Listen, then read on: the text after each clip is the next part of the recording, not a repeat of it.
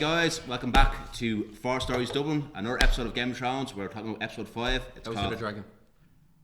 Oh, right, House of the Dragon. So we can't get Renee's name right, so leave it at that. Right, House, right, read out, reverse back. Alright guys, House of the Dragon episode 5. It's called We Light the Way. I don't remember the director's name, so I'm not going to mention the director like the other two have. But okay, so guys, so we start off with, we go to the Vale, I believe, and we see this girl who's the leader of the Vale. I can't remember her name. I can't remember her name there now, I think, but she's Daemon's wife. Daemon's wife. She has a chat with someone on a horse, and then she starts riding a horse, and then we see Daemon. And the wife goes and says to Daemon, "Oh, have you come to consummate the marriage? Well, why don't you do what you said? She would look much more attractive than me." Daemon says nothing, and Daemon keeps on walking by, and then Daemon's wife starts to get suspicious, so we see her reaching out for the bow, and then Daemon does something to the horse, and the horse flips up, and she falls off the horse, and by the looks of it, breaking her neck. Yes. And so Daemon walks up to her, puts his foot on her wrist or arm, and he knows there she can't move. So Daemon's about to walk off, and then Daemon's wife turns around and says, "Still can't finish the job, even that." And then we see Daemon pick up a rock, and we cut there. Screen, So what do you think of that scene, lads? That was brilliant. It was real intense, like, you know. I was thinking myself, is he going to kill her? Is he not going to kill her? Now, when she fell off the horse, I thought she was dead at first, but as you said, it looks like she only broke her neck. Like. Right in the books, she survives 9 days, but I think with TV series they want to make it. It's going to be different, you know, so you wouldn't know. Well, what I thought was brilliant is we see him that he's meant to be broken. Yeah. The king has fucked him out, and things aren't going well for him. You can't even see him with his jewelry. He's just like a traveller on the road. He's pissed. And I love the way when someone insults him, he just says nothing and lets it think, because that insult about the sheep are more attractive is something he'd been saying in King's Landing. So that obviously got back to them. That you think, and I thought she was a good looking girl. Good girl, yeah. But anyway, the thing is, what I loved was the bit where she's like threatening and and belittling him. And then she just goes, "And what are you going to do? Like you're not, you can't take out the king. Or what are you going to do?" And then she realizes this guy's a psychopath, and he just goes straight for it. And I thought it was brilliant how he done it. He basically made it look like an accident. It showed that he will destroy anything in front of him to get where he wants to be. Yes. Alright, and then after that we move to a scene where Sir Otto and his daughter Alicent, and Alicent, I think, more or less ridicules Otto for saying, if you had left it alone, let Rhaenyra be queen, you probably would have been still at hand the king. Then Otto, before he leaves, turns around to Alicent, but do you not see that once Rhaenyra is queen, she's gonna kill your 3 kids off. She will not stop, because people, when Farah goes, everyone will not believe in a queen to be a leader, so it'll cause war. So he's trying to tell her, get it in gear, train the boy to be king, and rule. So this is again where we saw Otto Hightower. We think he's only manipulating the situation for his own benefit, but he has to come out and say this stuff. He has to say this stuff, but what he's saying to her is that he does not trust Rhaenyra. She will bring war, because what happens when someone doesn't want to recognise the queen? She'll come in with dragons. Do you get me? And there's a male heir there, so he's saying, but he also doesn't trust Rhaenyra or Daemon. Doesn't think they're capable of ruling, and I think that's why he says, start training your son, Aegon. And from there, I think there's a meeting with the king and the new hand of the king about going to Strong's place to talk about a setup proposal to Rhaenyra and his son. So they travel there, and the king walks in. I keep forgetting the king's name. The king's Viserys. Viserys walks in, and he sees that the king, when he goes to the castle, the king's not there waiting for him, and the Rhaenyra's, well, the Sea King's daughter is there. Goes, Rhaenyra will meet you in the hall. They go to the hall, and basically they plan out. Well, before the Rhaenyra goes, Rhaenyra and the Sea Snake King's son goes off somewhere for a little walk. Yeah. For a little walk, but we go back into the room where Rhaenyra meets the sea snake, and basically they discuss the proposal and stuff. And basically, the king goes, if let the son marry Rhaenyra, it'll be a great headline of the house. His dragons will come together again. Yes. But the sea snake was like, hold on, I want the name. If Rhaenyra to be in control of the name, so but then the Rhaenyra's turn around says, yeah, but that'll end up killing my name. It's switching the Targaryen name. So he put a compromise. Whatever kids they come out with, they have your name, but after they become king, well, only one that becomes king, they'll be called Targaryen. Targaryen when they take rule. And then Rhaenyra's Corlys says, alright, they'll accept it. And then we cut to, I believe, Rhaenyra and the son. Yes. And they chat away and says, like, well, we know each other well because we're kind of cousins anyway. Yeah. And they chat about, like, here, I know a marriage, you want us to be married, so let's be married. But we go off and do our own thing. They plan on open marriage. Be free. Yeah. Be free. And then we find out in part later on in the episode that they go back to the sea snake and the wife, and they kind of hint there, but we know what your son's occupation is, or what he's into. Yes. And then from that they cut to a part where, as you say what they meant. Yeah. The son likes men. Son is Son is gay. Son is gay. So what do you think about this part so far? Or well, this was like Baratheon. Baratheon. He had to have a queen to have an heir, but he didn't give up on his lifestyle. So it kind of shows that for them it works out because he can see his partner. And she can do her thing. So she has Sir Criston in her head saying, I'm not going to marry Sir Criston, but I'll have him there. So he's like a buddy. A buddy, yeah. But talking about that, then we're on the boat when they're going back. So Criston goes up to Rhaenyra and says, Rhaenyra, sorry. You were second that's his fault. Yeah. That's him getting saying Rhaenyra, that's his fault. So did you watch this episode? I didn't, unlike you. So Kirsten goes up to Rhaenyra and asks, I feel guilty because I took a vow not to cheat, and he was more or less, would you run away with me? And Rhaenyra more or less pushed him away.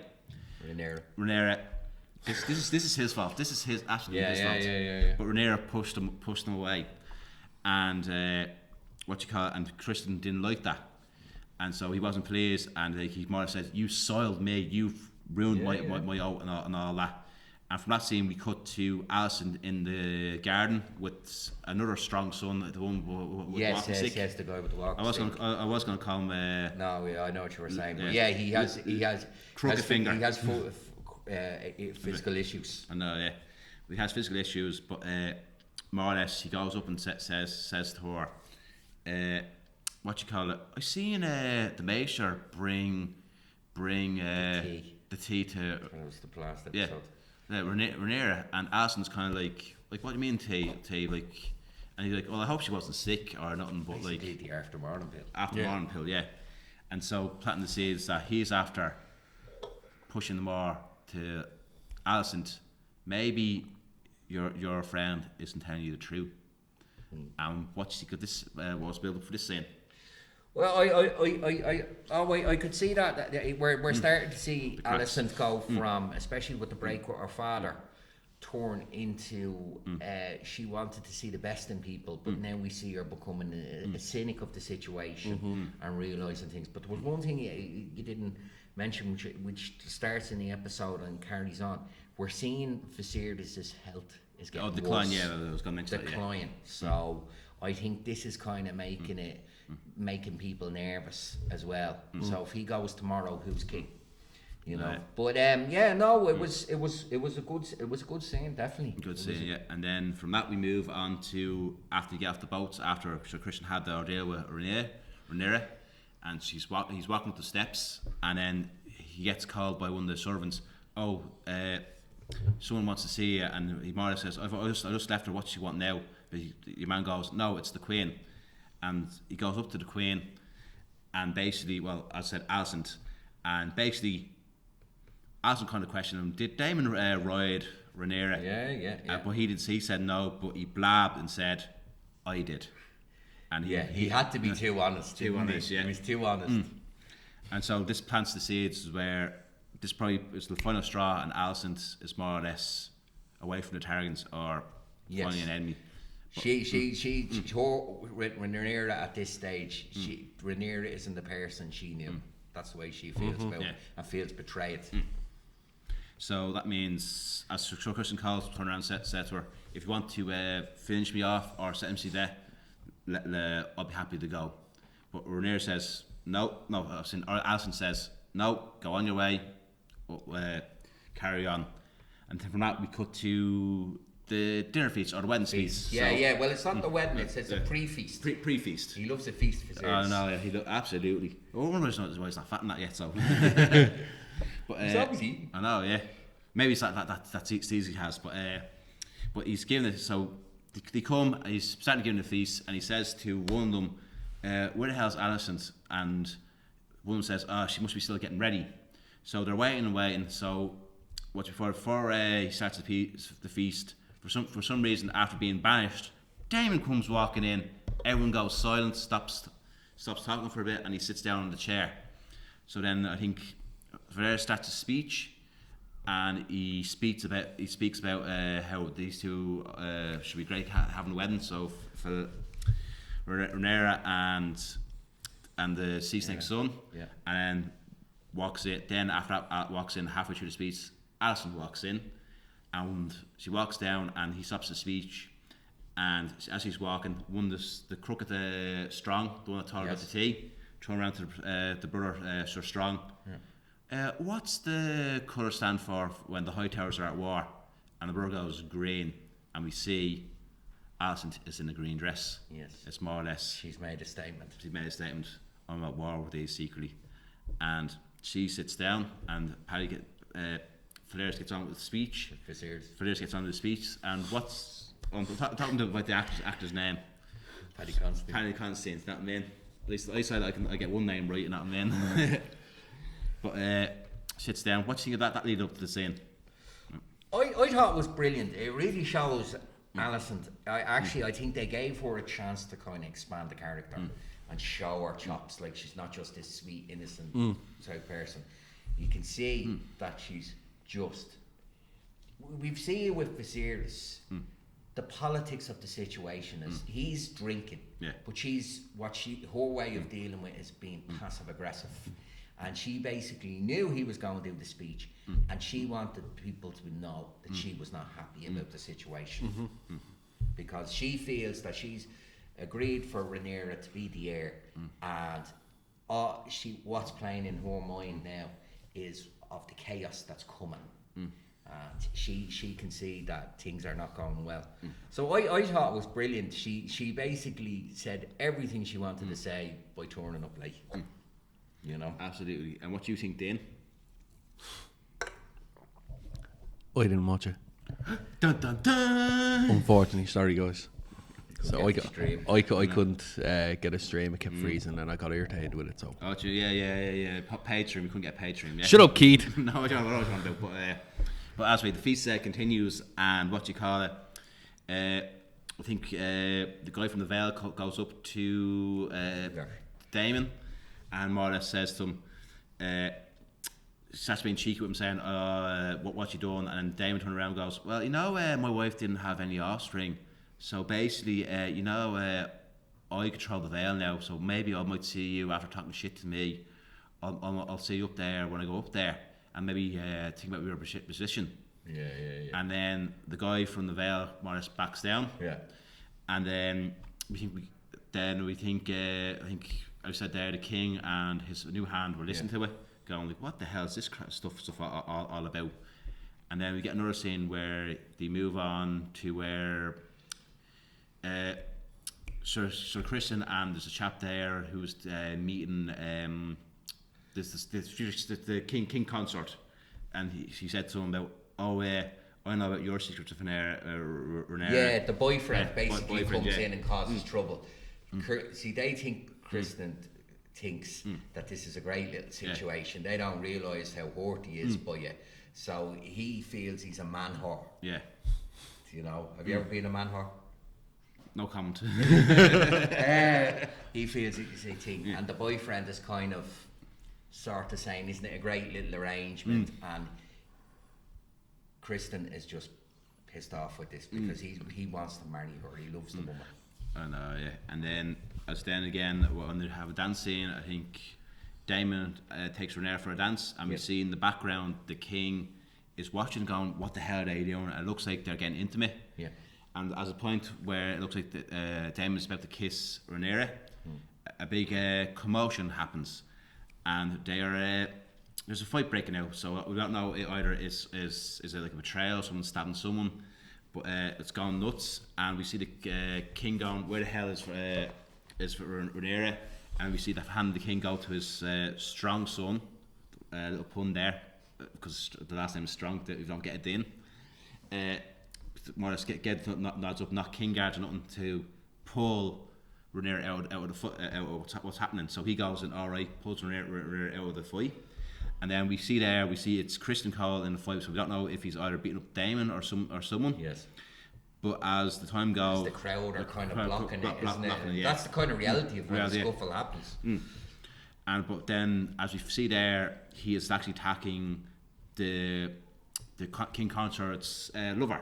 He's punching lights out. He is absolutely wailing on him, wailing and wailing and wailing. I mean, like, there's nothing to go about. Like, I mean, it's like punching a sandbag, or like Morris taking his frustration out on him, and he kept wailing, wheeling, and even the king consort tried to stop it, but he gets Morris flung away and says, like, no, you can't get involved. You can't get involved. What do you think of that scene build up? I thought it was brilliant. Like, it kind of shows that, like, it would be known in that court that he's gay, and that would be his lover. Yeah. But he cannot be seen with it to be acknowledge the situation. Do you know that way? I know it. And I thought it was very good how they played the crowd. And when generally when you watch a program, they cut away the crowd and focus on the actors, but they actually use the crowd as this information. As you said, is it Daemon? Is it who's there? Who's there? And I thought it was brilliant. Like, he's over on top of his boyfriend, just crying. Everyone's left now, and it's like you're looking at it, kind of going like. And the two had played the part well. Like, we're dancing, we're in love, and the whole lot, and the charade is just falling and broken in front of everybody. And that leads to a part where he's upset and she's upset, and they're getting married, and we've seen a little scene where Sir Christian is about to kill himself, but Alison stops him. I think Alison's playing to get with the Game of Thrones, where I'll recruit him because I say he'd be a good ally to me.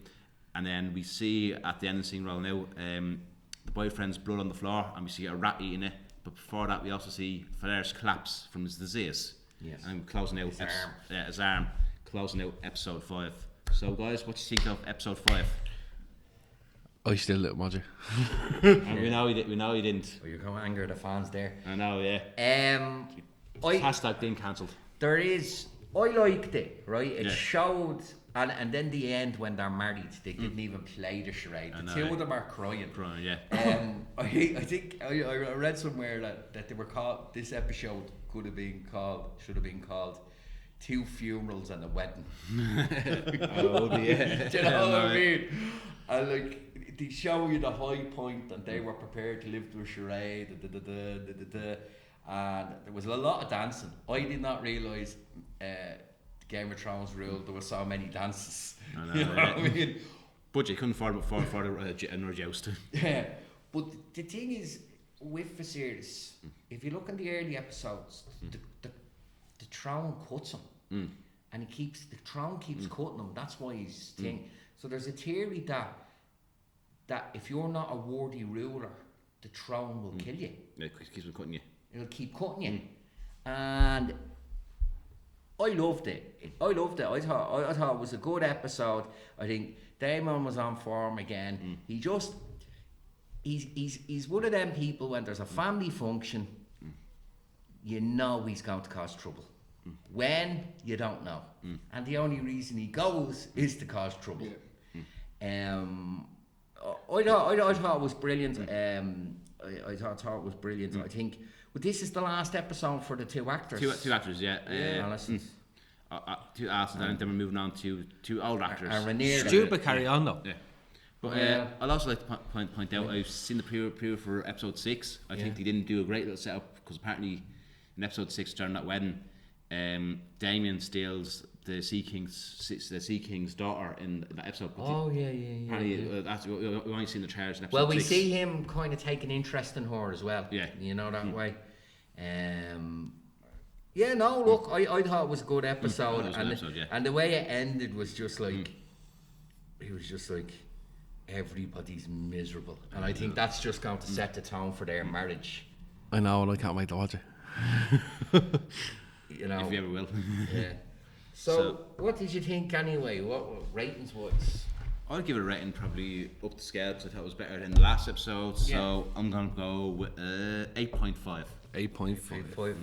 I'd go with you on an 8.5. Yeah. Definitely. I said it's Millie Alcock's last episode. Last episode, yeah. And it was Alison's last episode. I think I at the start I was a bit not too sure of them, but I have to say they grew on you. They grew on me. They really did, and how their characters developed. I thought it was a very good episode, but we can see that this was meant to bring the families together. Absolutely. Now we can see that bigger rift. It's like putting a little bit of cement on a collapsing wall. It's still collapsing. So yeah, I'm looking forward to the next episode. Sure, I'll tell you a little tidbit there. Well, what was Matt Smith doing before Game of Thrones? House of Dragons. Sorry, I know I fucked up there again. He was a Doctor Who. Yes. And apparently the guy who is playing Alison's oldest son, the actor, the real actor, his dad was David Tennant, who played Doctor Who before Matt Smith, and also his grandfather played Doctor Who. So there's a little Doctor Who little connection. So Matt Smith is playing. So there you go. I was like, geez, there you go. There you go. I know you're not impressed, but still, that's a little tidbit though. No, but definitely, it'd be interesting to see, because there is going to be a question of did Rhaenyra take the tea, and is she carrying Daemon's baby? That's why I think the wedding was rushed. Dun dun dun. Yeah. Well, we'll find out in episode 6. Yeah, well, we'll see. It's just I haven't seen it yet, so I'll see it on Sunday. But maybe we'll have a strong connection with what the kids are. Okay. Well, that's the hint of episode 6 if you two slow comes on now. Okay. All right, guys, give us a like and a follow, and subscribe to us, Force Size Dublin, and enjoy whatever you're doing after this. Thank you. Maybe watch an episode 6, please. We're desperate to watch episode 6. We need viewers. We need the goddamn viewers. Subscribers, please. We need subscribers, so please subscribe. I don't sound desperate, do I? I'm not desperate. You're desperate. And cut, sorry. I just wanted to get hyped.